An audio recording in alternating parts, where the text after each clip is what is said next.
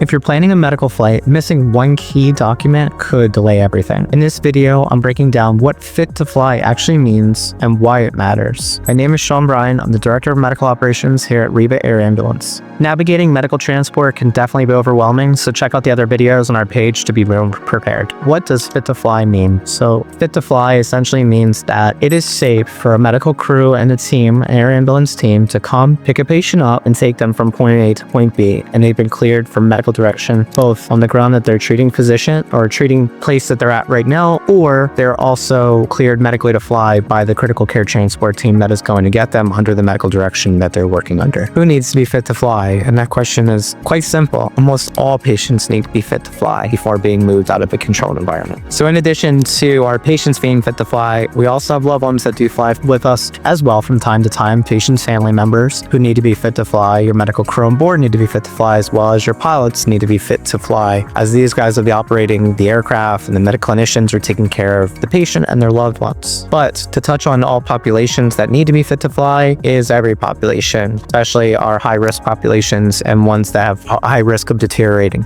All right, so when is a fit to fly certificate necessarily required? This is a question that is always changing in our space. Certain countries will require a fit to fly to actually leave country that they're currently in. When we get to the airport in which we're taking off, that will be a required document that we will have to show the authorities or immigration control there, so that we can take the patient and they're approved to leave the country. Additionally, if we're flying commercial medical escort, there is specific paperwork that shows patients are fit to fly safely via commercial airliners, as well as some of our customs and immigrations here in the States, especially for those that may not be citizens of the United States. There are specific paperwork that is absolutely necessary to have in fit to fly clearance. What is included in a fit to fly certificate, and honestly, that is as simple as it sounds, is a piece of paperwork that is written up by the treating physician or the hospital in which they're at that is medically clearing this patient to be safe to leave that controlled environment of the hospital and hop on board, whether it be an air ambulance or a commercial airliner, to go to a different other country or a different place for further care. In terms of additional notes on board on that actual letter, sometimes it'll have recommendations of what may be necessary. It just depends on the situation, as this may vary from country to country, hospital to hospital, or even some authorities. How do we get a fit to fly certificate? So for us, in these situations, we'll be working with whether it be the hospitals directly that are taking care of the patient and their treating physicians, but oftentimes we also work with handlers as well on the ground who do specialize in working with these hospitals and physicians as well. So when we know that we need to have a fit to fly certificate or letter for a transport, we make sure and ensure that the physician that is taking care of the patient and the treating hospital does have that proper documentation. So for us here at REVA, our operations specialists here in the REVA Operations Center will be in direct contact with our handlers in those countries, as well as the treating hospitals, to make sure that those documents are signed, completed, so that when we land on the ground and are taking the patient out of the hospital, that we make sure we have that to show the necessary authorities while leaving. Usually the fit to fly certificate doesn't really have a necessary end date on it once that's written or cleared. So in a situation in which a physician may provide this fit to fly letter and we may not be able to go for another 12 to 24 hours, that fit to fly letter should still be valid for that transport. In addition to that fit to fly clearance, from a medical coordination standpoint, what we do is that we are on the phone with that hospital, the treating facility, every 4 to 6 hours just to verify that nothing has changed. How is fit to fly different for air ambulances? Fit to fly is a bit more different in air ambulance versus commercial medical escort, in the sense that the air ambulance itself is an ICU, and some of the things that you may not be able to take care of on a commercial medical escort, we absolutely can take care of in this flying ICU, because we have clinical professionals there that are trained with all the critical care equipment necessary and available to them, with an abundance of oxygen. It also has the ability to fly things such as sea-level cabins in our aircrafts for patients that have specific conditions that will be altered